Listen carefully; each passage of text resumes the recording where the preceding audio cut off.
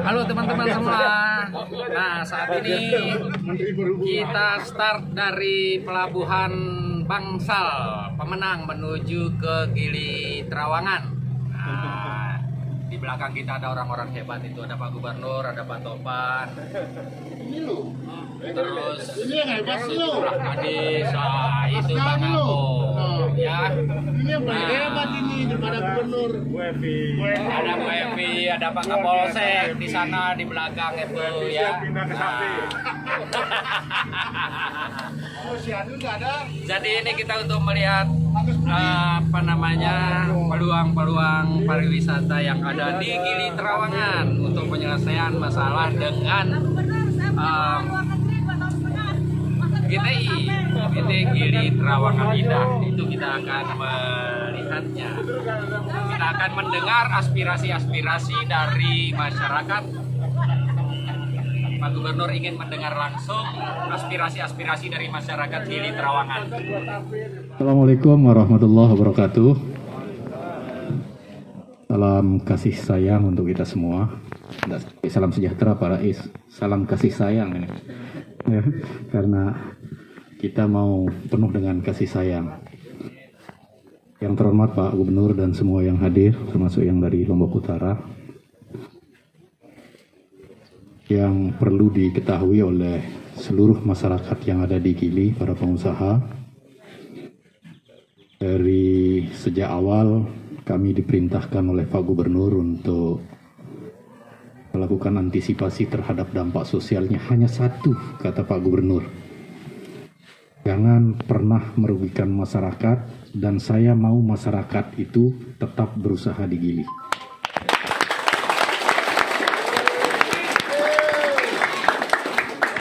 Ini yang dalam sesenggak sasak, ai meneng, tunjung pilah, empak bau. Pak Gubernur itu pakai prinsip kearifan orang tua kita dulu, airnya harus tetap jernih, bunga tunjung itu tetap dia tumbuh dengan bagus, dan ikannya kita dapatkan. Ikan itu yang mana? Yang Bapak, Ibu, saudara-saudara sudah usahakan selama ini di Gili.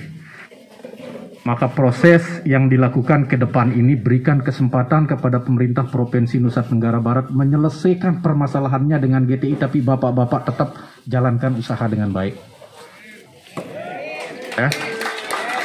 Dan tentu nanti ada aturan-aturan yang bersama-sama dengan pemerintah provinsi kalau sudah proses ini terus berjalan sesuai dengan keinginan untuk mensejahterakan masyarakat. Kata kuncinya adalah masyarakat Gili Trawangan adalah prioritas bagi pulau yang ada di utara ini, yaitu Gili. Itu saja pengantar. Terima kasih. Fastabikul khairat. Assalamualaikum warahmatullahi wabarakatuh.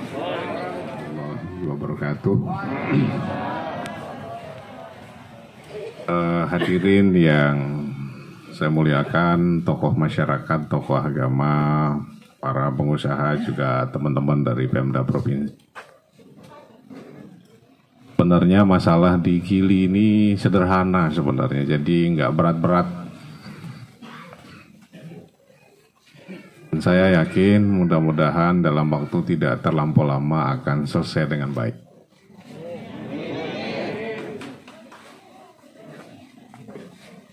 Jadi ketika saya baru jadi gubernur, saya dapat catatan dan teguran dari KPK, dari BPK, juga dari DPRD. Karena tugas gubernur itu bukan hanya mensejahterakan atau menghadirkan kemakmuran bagi masyarakat, tapi juga mampu melindungi aset-aset yang dimiliki oleh negara. Kami dikasih catatan karena sebenarnya ada potensi penerimaan yang menguntungkan negara dari asetnya yang ada di.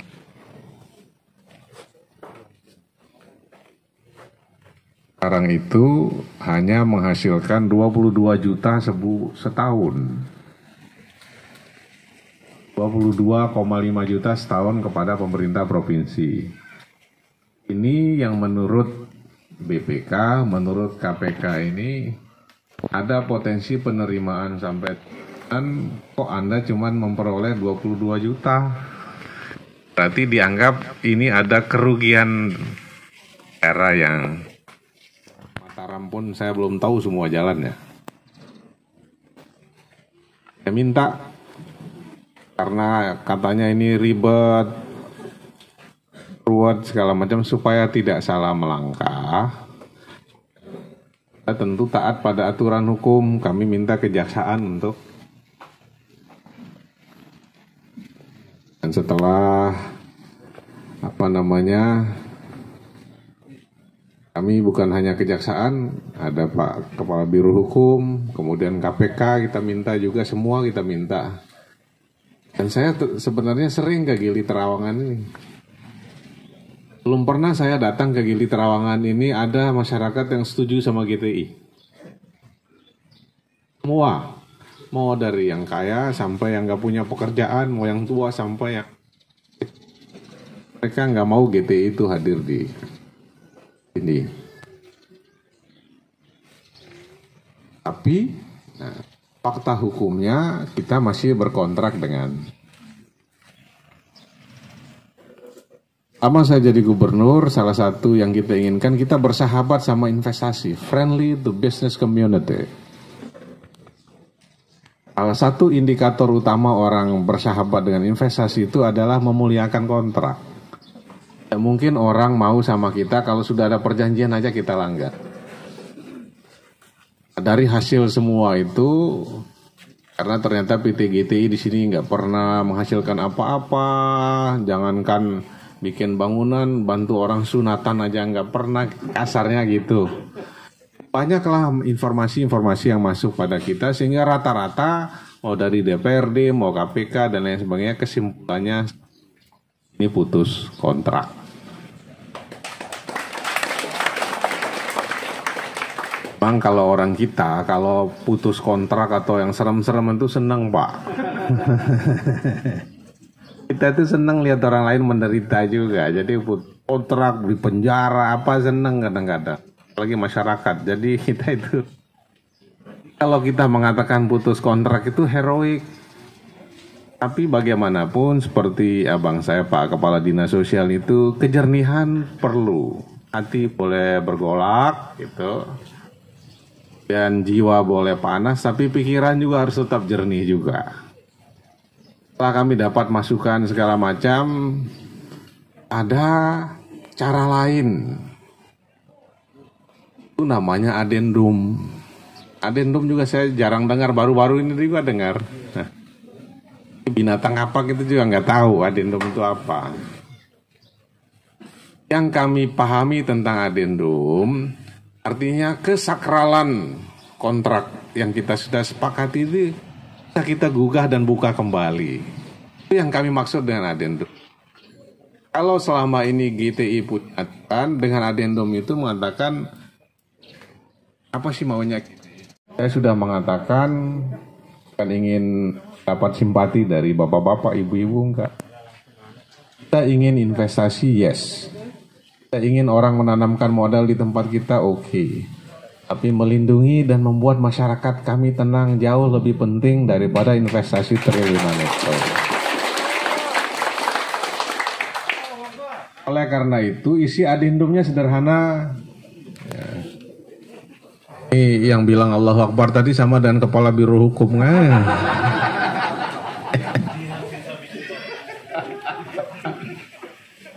Jadi kita sekarang tuh ngomong terbuka saja Pak GTI gitu kan.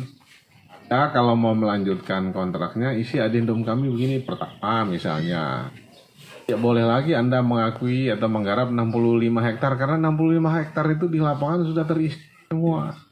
Boleh lagi 65 hektar. Yang kosong kalau ada 5 hektar ya tinggal 5 hektar saja. Kalau yang kosong 3 hektar, 2 hektar ya itu saja. Itu misalnya. Dan kita tidak mau ada satupun masyarakat Gili, terutama rakyat kami ini, yang akan terusir, terganggu keberadaannya dengan kontrak itu.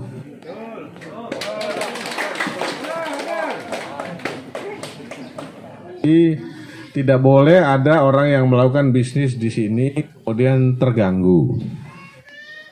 Karena ngapain kita susah-susah nyari investor kalau investasi yang sudah ada bapak-bapak sudah dilakukan di sini ngapain? makin banyak yang tepuk tangan. Nah, jadi kalau menurut kami, kalau adendum itu disetujui oleh GTI, tidak mengganggu masyarakat, tidak ada satu bangunan pun yang akan diturunkan, diusir, segala macam, ya kita akan mengatakan apa master plan Anda yang baru dengan kondisi itu. Nah, kita mau tahu sampai 2006 rencananya apa. Kalau dia mau garap yang 5 hektar sisanya, kapan, berapa uangnya, mau bikin apa, kapan selesainya, harus terukur. Nah, kalau adendum ini, usulan kita ini mereka tidak mau, maka dengan sendirinya kontrak itu kita putuskan. Kan begitu caranya. Jadi nggak ujuk-ujuk kita langsung apa gitu. Karena kita punya niat baik juga pada GTI, Pak. Kami sebagai pemerintah ini harus adil, bukan karena ingin ditepukin bapak-bapak di Allahu Akbar, kemudian kita tidak adil sama yang lain. Zaman sekarang ini kita harus terbuka, jujur, accountable apa adanya. Kecuali kalau kita... Jadi merasa tenang. Jadi harapan kami masyarakat di sini, berikanlah kami sertifikat. Ya, berikan sertifikat karena sekian puluh tahun kami menunggu. Ya, setiap per 5 tahun dihantui GTI terus. Nah, mudah-mudahan di kepemimpinan Bapak ini masyarakat sangat berharap menginginkan sertifikat itu secepatnya keluar. Tentu dengan prosedur yang Pak Gubernur bersama tim lebih tahu gitu. Jadi intinya masyarakat ingin sertifikat secepatnya Pak Gubernur. Itu saja. Sekian. Assalamualaikum warahmatullahi wabarakatuh. Dengan PT GTI ya. Nah, ini yang pertama. Kalau nanti setelah kita selesai dengan PT GTI ini, baru kita coba cari alternatif yang diinginkan oleh teman-teman. Tapi karena gubernur ini ternyata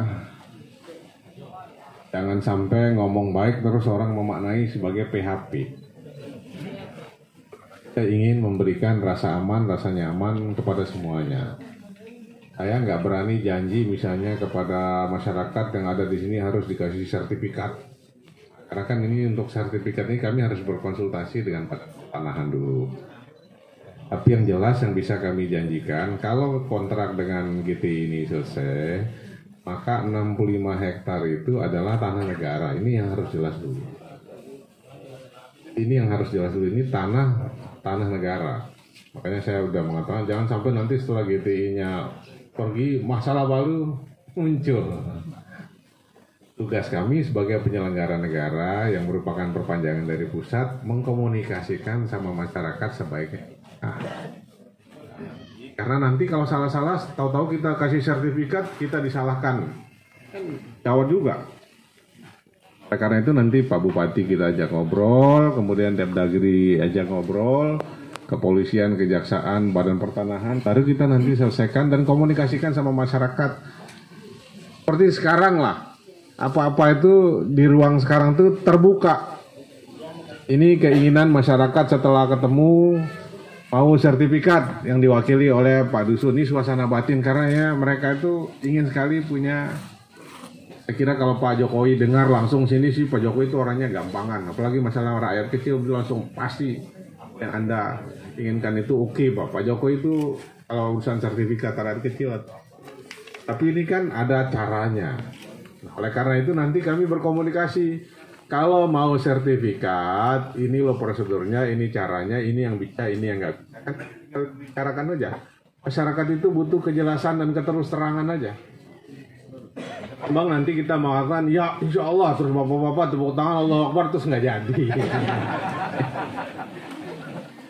Nah, nanti kita coba komunikasikan ini yang diinginkan oleh masyarakat. Nah, kita sampaikan nanti ke pertanahan. Mungkin nggak ini? Apalagi kalau Pak Bupati nanti Gubernurnya datang, kemudian Menteri Investasi datang, Pak Jokowi ke sini. Kalau ini kita sampaikan, saya kira lebih mudah gitu. Tapi untuk saat ini saya nggak bisa kasih jawaban pasti karena nanti takut dijadikan janji. Tapi yang jelas ini nanti kami sampaikan, kita cari ini Pak Karukom dan kawan-kawan ya. Coba dicari apa mungkin nggak? Kalau mungkin caranya gimana? Apa yang harus dilakukan oleh teman-teman di Gili supaya mimpi punya sertifikat ini jadi? Warahmatullahi wabarakatuh. Langsung saja Pak Gubernur, yang kami ingin sampaikan sekarang ini, kami ingin mengulang kembali sejarah yang sudah tertanam dalam diri kami sebagai warga Gili Trawangan. Yang pertama, tadi Bang Zul sudah mengatakan kalau tanah ini adalah tanah milik negara. Jadi yang kami perlu tanyakan di sini, apakah Bang Zul sudah mengetahui bagaimana sejarah HGU itu muncul? Terus apakah munculnya secara wajar atau tidak? Kemudian pertanyaan yang kedua, Bang Zul percaya nggak bahwa penggarap awal adalah masyarakat? Yang ketiga, Bang Zul percaya nggak bahwa HGU itu dibagi kepada putra-putra mahkota kekuasaan waktu itu? Terbitnya HGU itu adalah masalah awal munculnya masyarakat diabaikan, digusur dan lain sebagainya. Dan yang selanjutnya, Bang Zul percaya enggak bahwa cara demikian itu melanggar hak atau itu lebih pada perampasan lahan garapan masyarakat dan masyarakat oleh kekuasaan pada masa itu.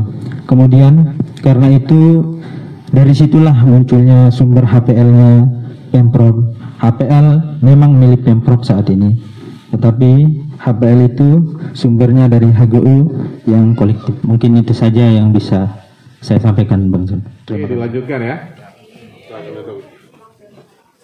Kalau dikatakan tadi apakah saya percaya sama yang disebutkan tadi itu dari apa yang saya pelajari, jawaban saya langsung aja, saya nggak percaya.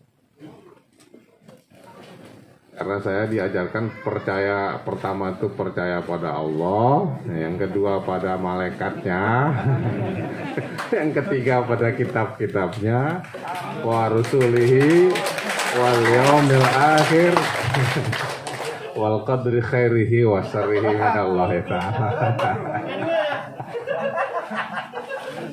Jangan serius-serius ya. Apa yang Anda tanyakan itu bukan hanya kasus yang terjadi di Gili, tapi hampir di seluruh tempat di Indonesia ini. Di zaman dulu orang nggak seperti sekarang, ada medsos, ada demokrasi. Tiba-tiba di satu tempat ada orang punya puluhan ribu hektar, padahal kita nggak pernah lihat dia dari mana batang hidungnya. Amin. Jadi bukan hanya di sini, Adinda, tapi juga di semua tempat. Tiba-tiba di Pulau Sumbawa misalnya ada punya ratusan ribu hektar, menguasai tambang beserta segala macam, padahal dia pernah dari mana dia di situ. Tapi fakta hukumnya yang memiliki itu. Nah sekarang di tengah masyarakat yang terbuka seperti sekarang ini, kita punya pemerintah yang juga mendengar seperti ini. Tapi karena ini negara hukum, tidak serta-merta juga prosesnya, karena ada argumentasi kita langsung, nah ini yang harus kita urai dengan penuh kesabaran itu. Masyarakat artinya disuruh-suruh nanti. Masyarakat maunya ini, dicoba didengar. Siapa tahu itu betul, siapa tahu juga ada salahnya. Nah kalau pemerintah punya cara berpikir begini, masyarakat itu kemudian indah memberikan mandatnya pada setiap pemilu. Jadi jangan datang pada masyarakat pas kampanye saja. Setelah terpilih kemudian nggak kelihatan batang hidungnya lagi. Betul nggak ibu-ibu? Saya di mana-mana. Nah, saya di mana-mana cuman punya satu janji aja. Nah ibu-ibu di belakang dengar, saya cuma punya satu janji saja. Saya waktu itu mengatakan, Pak Haji, kalau saya sama Bu Rohmi jadi gubernur dan wakil gubernur di NTB ini, janji saya cuma satu, saya akan mewajibkan naik haji bagi yang mampu.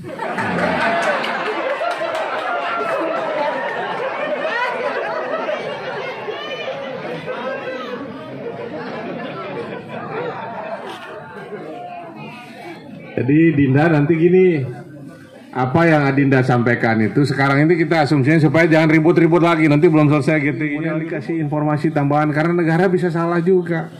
Apalagi dengan kondisi dulu-dulu. Kasih masukan, kasih data, kasih apa. Saya kira pengalaman saya 3 periode jadi anggota DPR RI di Jakarta. Cara pemimpin itu akan mendengar dan memprioritaskan rakyatnya terlebih dahulu. Oleh karena itu sampaikan nanti, ini sebenarnya yang Anda klaim sebagai 65 hektar ini sebenarnya sejarahnya ini punya kakek saya, punya paman saya, ini bukti-buktinya ini masih hidup.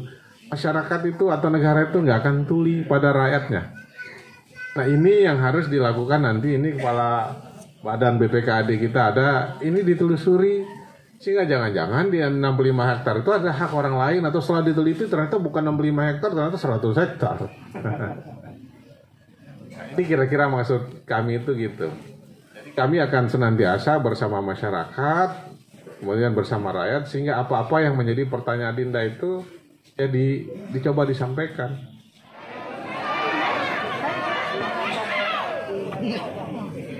Kepada yang terhormat Bapak Gubernur dan beserta semua seluruh jajaran yang ikut hadir di Gili Trawangan ini. Kami memohon kepada Bapak Gubernur sebagai anak masyarakat merupakan anak dari Bapak Gubernur. Kami memohon Pak, lindungi kami Pak. Kami sudah lama di Gili Trawangan Pak. Anak-anak kami sudah lahir di sini dan bahkan meninggal di sini. Leluhur kami sudah lama di sini menggarap dan mengelola Gili Trawangan, sehingga bisa menjadi pariwisata yang namanya mendunia, Pak. Kepada siapa kami mengadu, Pak? Jika anak-anak Bapak disakiti oleh PT GTI, kepada siapa lagi kalau bukan kepada Bapak? Hapus air mata kami Pak supaya kami bisa ceria kembali. Pikirkan kami Pak supaya masa depan kami bisa cemerlang dan gembira kembali Pak. Kami mohon Pak, tolong tidak ada istilah anak dan bapak. Mohon bapak dan anak jangan ada dusta di antara kita, Pak. Sekian, assalamualaikum warahmatullahi wabarakatuh. Antara kita. Mana suaminya ini? Nah ini untuk jawab yang begini, yang pandai sekali di Pemprov ini yang menghapus air mata itu Ibu Asisten 1. Nah, coba respon ini Bu Asisten 1.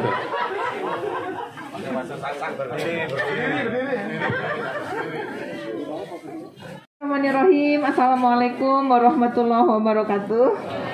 Dan selamat pagi, salam sehat buat kita semua. Alhamdulillah pada pagi hari ini kita bersama-sama dengan warga masyarakat Gili Trawangan. Di tengah-tengah kita Pak Gubernur yang selalu ingin dekat kepada masyarakatnya, udah berada di tengah-tengah Ibu dan Bapak semuanya. Saya langsung Ibu, ini kedatangan Pak Gubernur ini untuk melindungi Ibu dan seluruh warga masyarakat di Gili Trawangan. Tadi Pak Gubernur sudah menyampaikannya di depan. Dan kalau ingin menghapuskan air mata Ibu,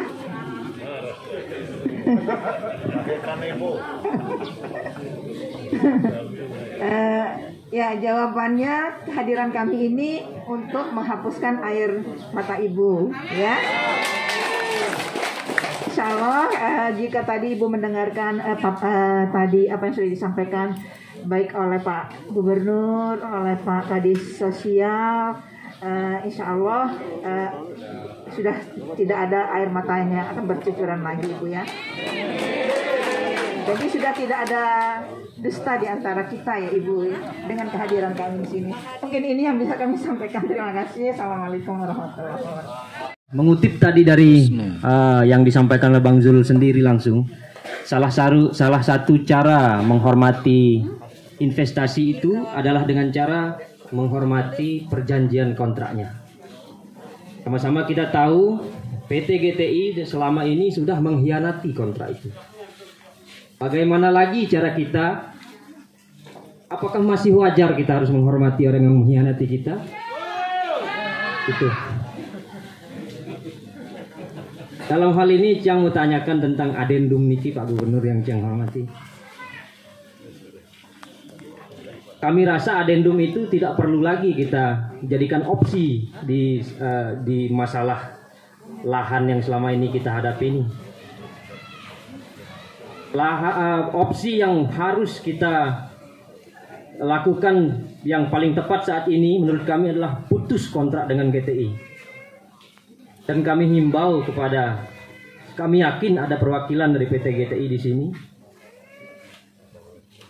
Silahkan secara jantan untuk meninggalkan lahan ini karena kalian sudah terbukti melanggar perjanjian kontrak yang sudah kalian tanda tangani dulu.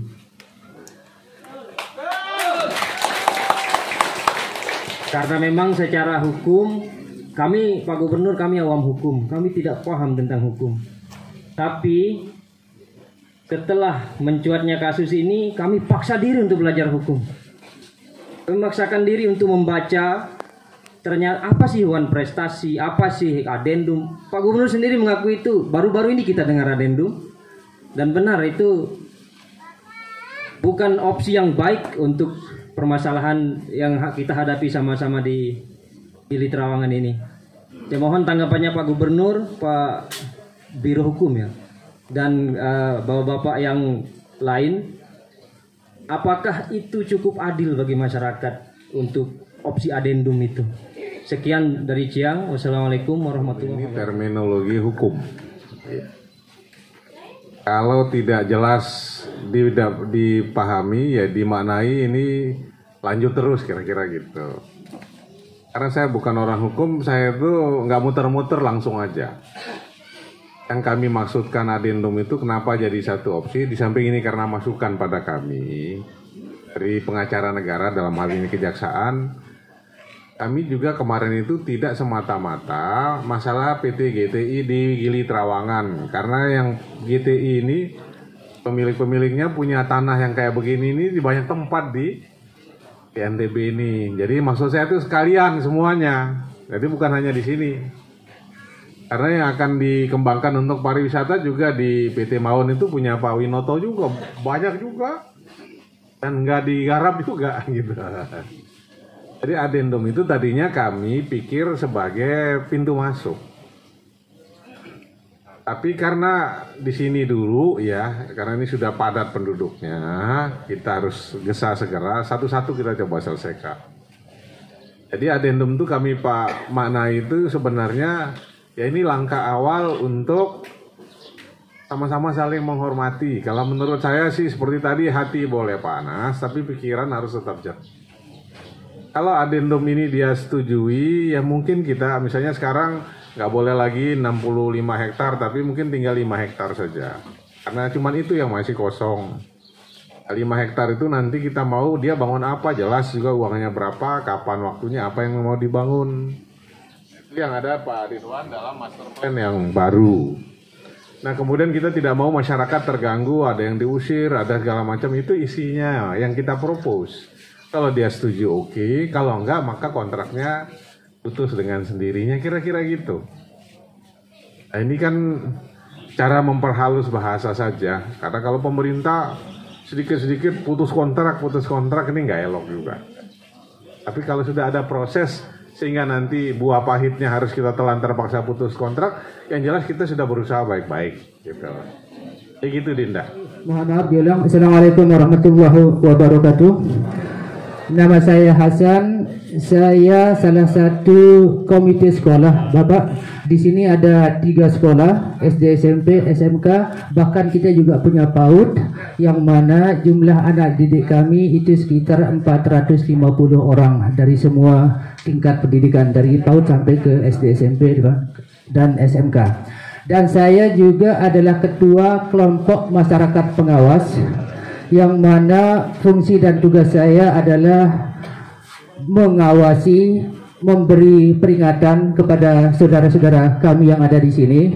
Tapi bukan ini yang saya mau bahas. Jadi terkait dengan pendidikan anak-anak kami Bapak. Jadi ketika masalah ini akan terus-terusan seperti ini, secara otomatis ini pun akan mengganggu proses pendidikan anak-anak kami di sini, di mana kepada semua orang tua dan bahkan pengusaha merasa tidak nyaman dan tidak tenang dalam berusaha. Ini akan berdampak baik secara langsung maupun tidak langsung ke pendidikan anak-anak kita yang ada di sini. Jadi anak-anak ini adalah bunga-bunga bangsa kita, calon-calon generasi penerus bangsa kita.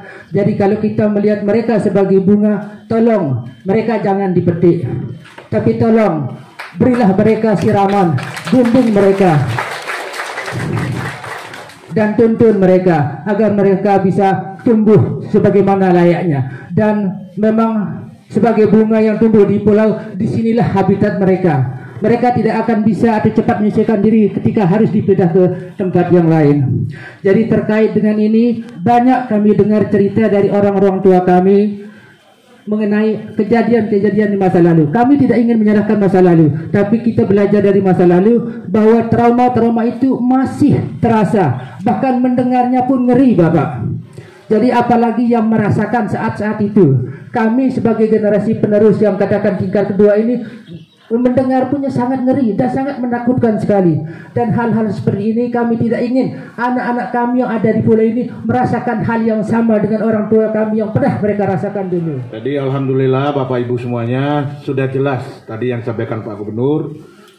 Kuncinya sekarang mari ikuti proses ini dengan sabar. Tidak ada yang semua itu serta-merta, ya. Jadi kami ini diberi waktu oleh Pak Gubernur kira-kira sebulan. Ya, jadi kami berharap sebulan ini Bapak Ibu jaga situasi ini. Jangan lagi kita memperkeruh atau diperkeruh oleh orang lain, baik secara langsung maupun melalui medsos. Percayakan persoalan ini kepada kami, terutama kepada Bapak Gubernur. Nah, dalam 1 bulan ini insya Allah akan ada keputusannya. Poin-poinnya sudah disampaikan tadi oleh Pak Gubernur. Yang kedua, saya juga mengharapkan ya ada konsep juga dari Bapak Ibu masyarakat di sini seperti apa mau mengembangkan Gili ini ke depan. Nah, ini silakan nanti kita berproses, kita koordinasi seperti apa. Seperti harapan terakhir tadi, tidak hanya bagaimana usaha-usaha ini aja, tapi bagaimana kita menciptakan Gili Trawangan yang eco green. Ya, bagaimana kehidupan lingkungan di sini juga yang bagus, termasuk pendidikannya. Nah, ini tidak kita selesaikan secara serentak, tapi bertahap. Kita selesaikan urusan hukumnya dulu, kontraknya, baru nanti kita bahas yang lain. Jadi apa yang sudah ada di sini, Pokdarwisnya, ibu-ibunya, lembaga-lembaga pendidikan yang sudah ada, kita kembangkan. Tentu yang mengembangkan adalah Bapak Ibu semua atas dukungan dari Bupati dan Bapak Gubernur. Nah, saya kira itu yang dapat kami sampaikan menutup pertemuan ini, Bapak Ibu. Semuanya terima kasih. Mudah-mudahan Allah mencatat pertemuan kita ini sebagai pertemuan yang akan memberikan kemaslahatan bagi kita semua. Demikian atas nama Pak Gubernur dan semua rombongan, saya menyampaikan terima kasih. Wabillahi taufiq wal hidayah. Wassalamualaikum warahmatullahi wabarakatuh.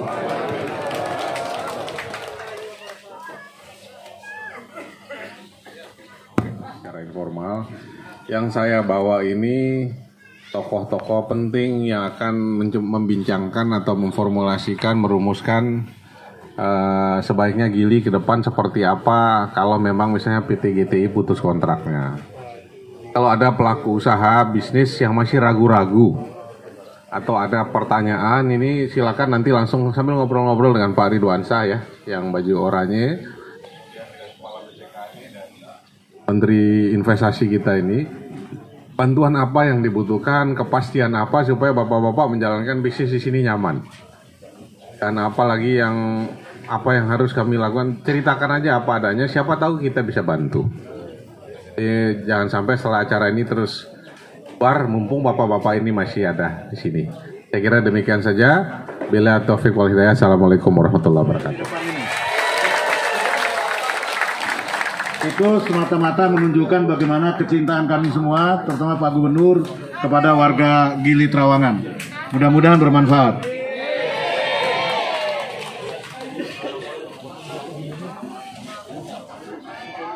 Mantap, bajunya itu. ibu-ibu yang mau pulang silahkan.